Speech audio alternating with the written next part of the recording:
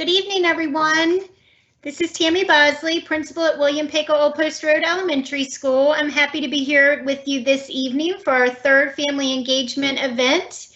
And tonight we're going to be talking about how to build student independence while keeping a positive mindset.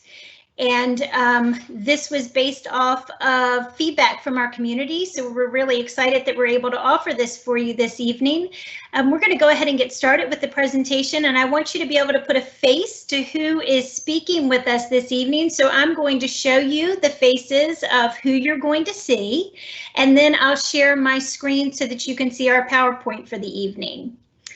First person you're going to see here is our Title I teacher specialist. This is Mrs. Brittany Godfrey, is with us this evening. You've seen this face before in many videos. This is Mrs. Mary Cahoe is here with us this evening. She's our early intervention teacher specialist.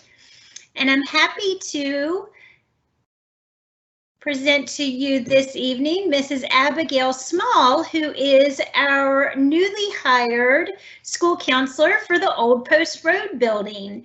And Mrs. Small is going to be taking the lead on most of the presentation this evening. So although you haven't had a chance to meet her in person, you'll get to hear a lot about kind of her vision and what she will do, what you could do at home to build that student independence and mindset. So I am going to share my screen, go over a few slides with you, and then I will turn it over to our presenters. So for our first slide this evening, we have obviously this is the title.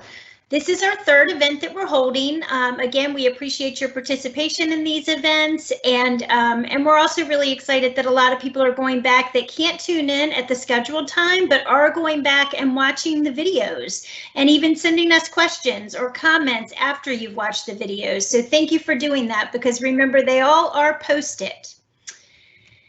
For our meeting process, I know I went over this the first two meetings, but I just want to be sure if you're joining us for the first time, all of our meetings are recorded.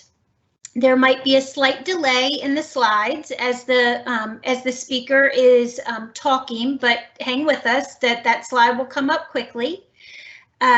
We're going to have an ongoing opportunity for you to submit questions. On your screen, you're going to see a Q&A. Please use that throughout the presentation, and we'll kind of collect those questions so that at the end, Mrs. Katie Scharf is going to lead us in the question and answer portion at the end of the presentation. All of our meetings are linked to all of our social media sites and to our William Paco Old Post Road Elementary School site. And you can view those at any time. They do not disappear. Right. I'm going to turn it over to Mrs. Brittany Godfrey, and then she'll kind of keep turning it over to the next person as we go. Ms. Godfrey? Hi, everyone. As Mrs. Bosley said, this is our third family engagement event of the year, and we will be discussing topics that you requested straight from the parent survey. Our next meeting will be Friday, October 9th. And we will be discussing how to maintain momentum for virtual learning, which is an extremely hot topic right now. So I know everyone will be tuned into that one for sure.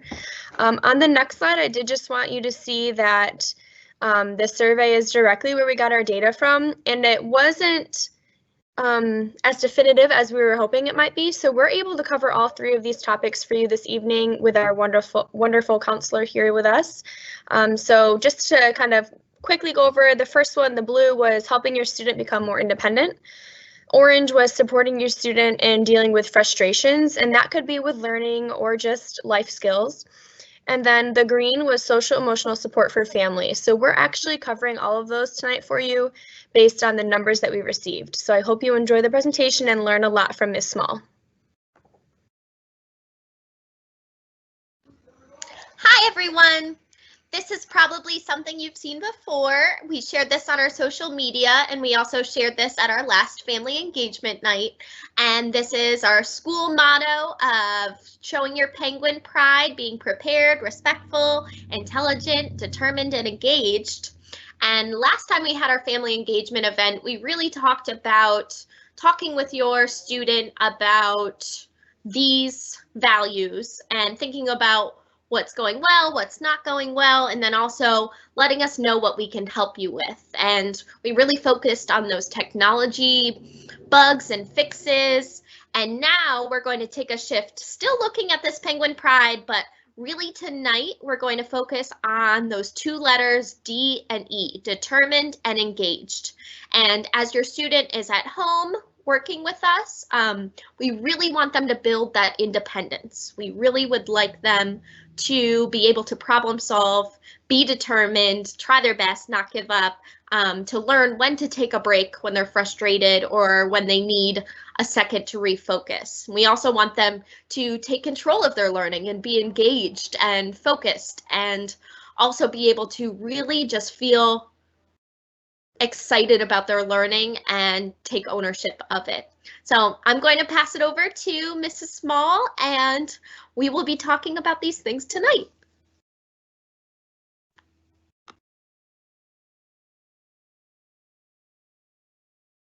Mrs. Cahill, before we continue, yes. I'm sorry, Mrs. Small. Can I just get someone from the question and answer to be sure? Let me know that you can see the slides that we're showing. I want to be sure that you're not missing anything. And if Mrs. Scharf, if you can let me know if they can see that Pride slide right now in the Q&A, if someone could comment.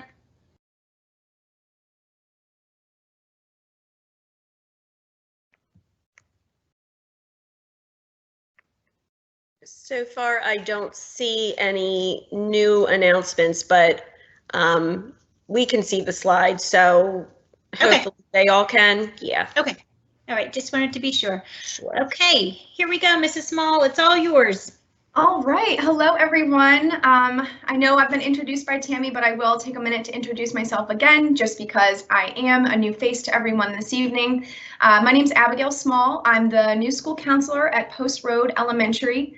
And again, I'm super excited to be talking with you all tonight and sharing some of this information, resources, and just a lot of the skills and techniques that I would be working on with your student in school, and helping you being able to do that at home. As Brittany mentioned, the survey that was sent out to families did indicate that you parents were interested in hearing and learning more about ways to help your student manage frustrations, increase independence, and overall just gathering more social and emotional support and resources.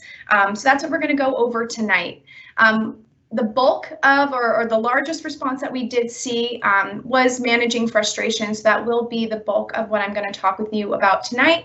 And we're going to discuss emotion identification, calming strategies, and mindfulness, as well as ways to work on replacement behaviors and utilizing discipline in the home that can help replace those behaviors so that your student is feeling more positive, more independent, and therefore more willing and excited to be working online. All right. So before we really dive into managing emotions and frustrations, it's important that children learn how to appropriately identify and categorize their emotions.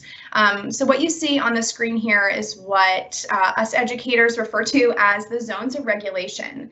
It is a technique that is commonly and widely used in schools. It is a tool that I utilize pretty much every single day, especially at the primary level.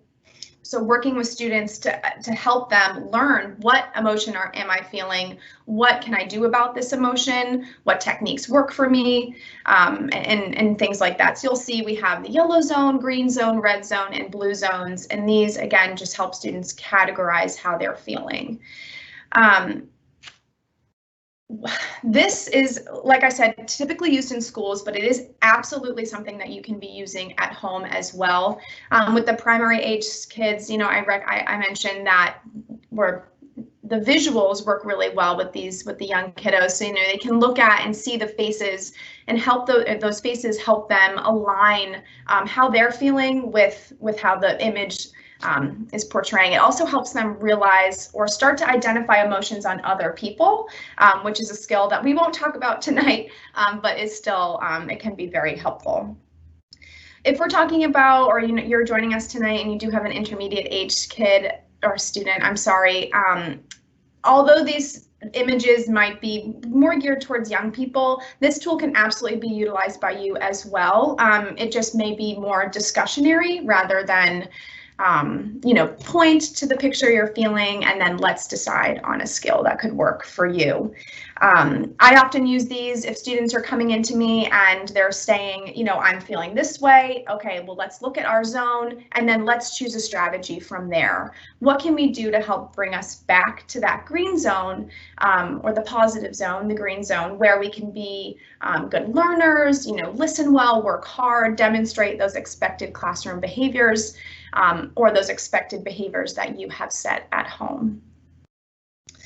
This visual, I would recommend if you can, feel free to print it out, keep it at home on your refrigerator. It can be set as your student's background on their device if they have access to one, and just, try to reference it. Again, it's something that I'll utilize at school. I believe a lot of our classroom teachers use it as well. So that consistency piece will really help with helping them learn how to identify and manage those emotions.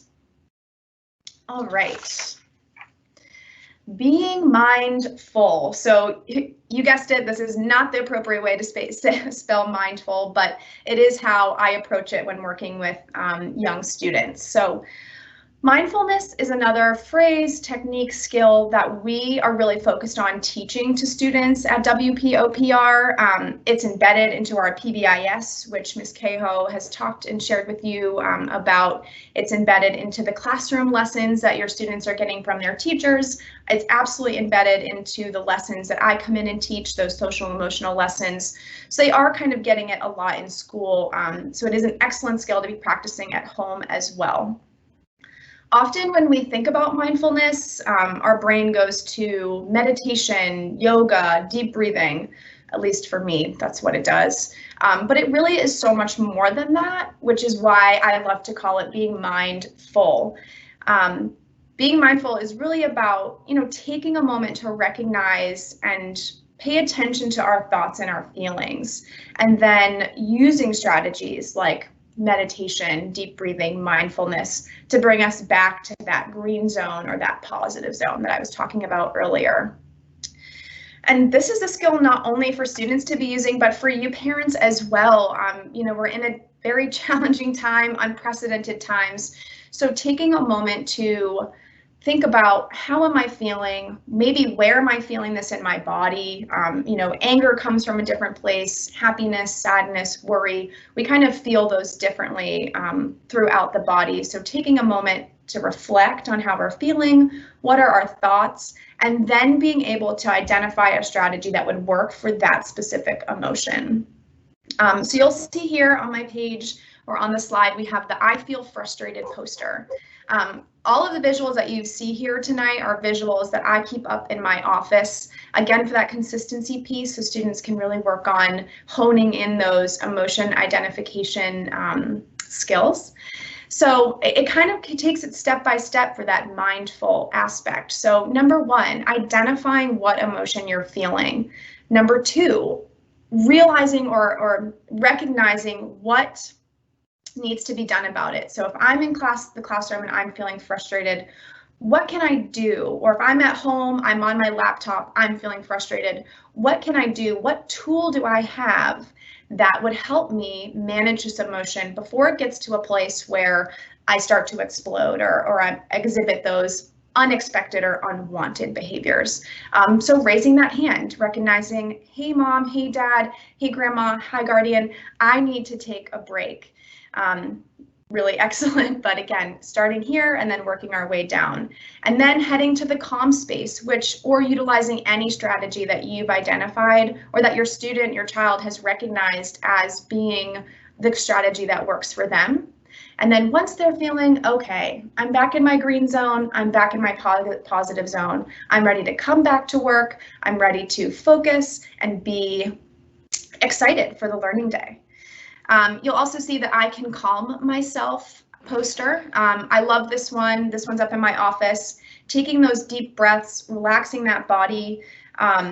Progressive muscle relaxation may sound familiar to you. It may sound completely foreign, but it is a really excellent technique.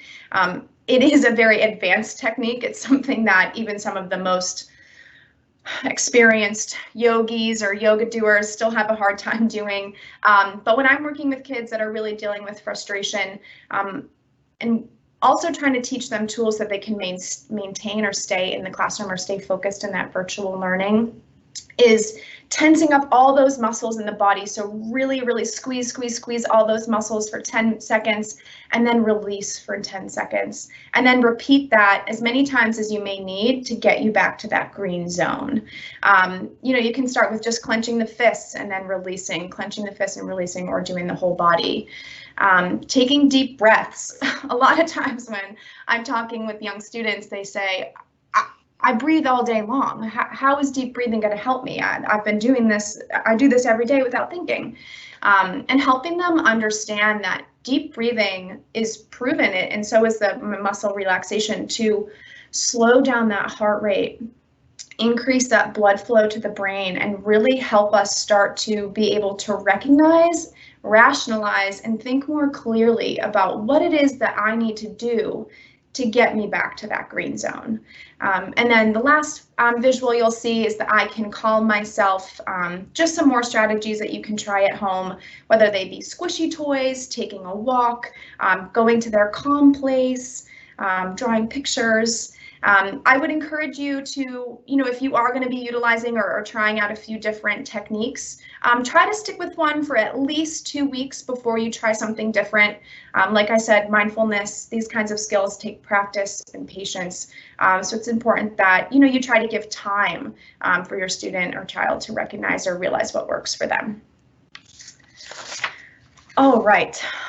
Fostering positive behaviors, and this brainstorming replacement behaviors worksheet is something that I love. I've encouraged teachers to do it with students, parents to do it with students. It's something that I do with them as well. And I really love this resource because it gives parents and child, or the guardian and the child, the opportunity to sit down together to brainstorm what is appropriate for the setting that they're in, whether it be in school or at home. And it really helps the student or the child start to recognize the correlation between actions and consequences. So really trying to make sure that they see that clear line from point A to point B. So having that conversation with them can really help with that. So moving next to fostering positive behaviors, like I just mentioned, working together to determine what those positive behaviors are and trying to compromise on what works best for you and your family. When we're talking about discipline, it is important to try to teach those behaviors that you're asking your student, your child to exhibit. Kids are sponges. They absorb so much more than we really know or recognize. So again, any replacement behaviors you're asking from your students, try to demonstrate them yourself. Either teach it, show it, do it, or take it on. Do it. If you're starting to feel frustrated, how would you want your child or student to respond to that frustration, and try to model it. Giving 5 positives for every 1 negative. This is another technique that we use a lot in school, or trying to sandwich that feedback piece. So, hey, Johnny, you did so good with this today. I would love, if you had stayed more concentrated or more focused during the day, but you did so much awesome work. So trying to sandwich that feedback can really help boost that positivity. It will boost that independence piece, and it will make them motivated to want to stay online or to attempt to replace that behavior or guide it in a way that you would prefer.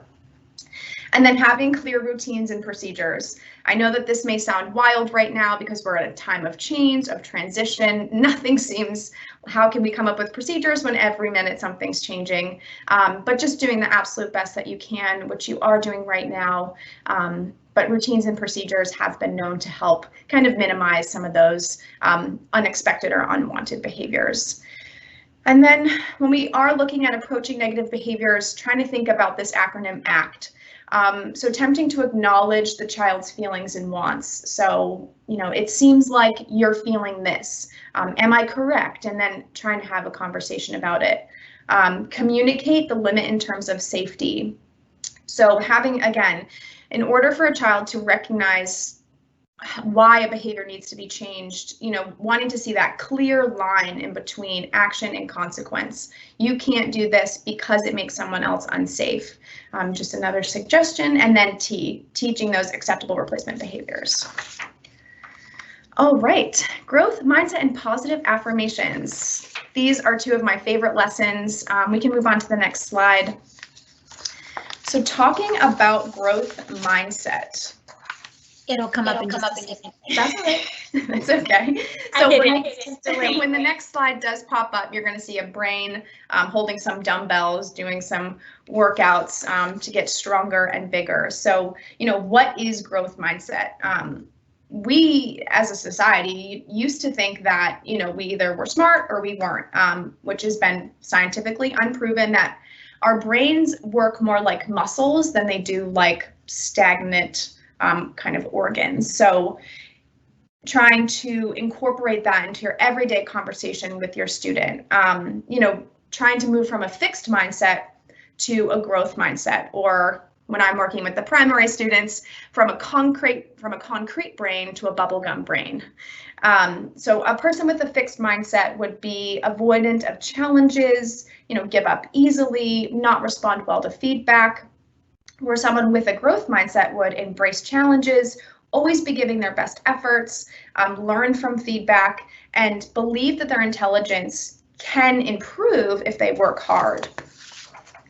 So talking about it, how do we talk about it at home? So I'm sure a lot of times your student comes home and you ask, how was your day? Rather asking questions like that, consider asking, did you make any mistakes today? What did you learn from that mistake? What did you do that was difficult today? Also working on encouraging failure. Making mistakes is how we improve, and it's how we get stronger, and it's how we make those brains grow, just like the exercising brain, and praising the process. So rather than saying, you're so smart, praise the effort that went into whatever it was that they were working on, or goal setting, praise for persisting through challenges. Like, wow, you worked so hard on that. I'm so impressed that you never gave up, even when you got frustrated. That really is going to work to increase that positive mindset and that growth mindset. Another really easy way is to just throw yet on the end of what they say, I can't tie my shoes yet. I can't ride a bike yet, but I'll work hard and someday I will be able to do that. Yeah, and helping with that dialogue, adding that yet, this growth mindset really helps to increase self-confidence, change that inner monologue that we see a lot in young kids from, I can't do this, I'm bad, to I will get there. All right, we're almost there. Positive affirmations. This is a really fun, easy technique or strategy that you can use in your own home to really boost that independence, boost that self-confidence, and boost their overall kind of positive being. So starting your day with phrases like, I can take a deep breath, I'm loved, I can do tough things, I do my best. And there are so many other positive affirmations that you can find out there. I always encourage families, maybe start, the beginning of the day, you're eating breakfast or right before the school day starts, start with 3. I am loved, I am smart, I am kind. Starting with those I statements at the beginning of the day can help to increase that serotonin, get them excited and ready for the school day.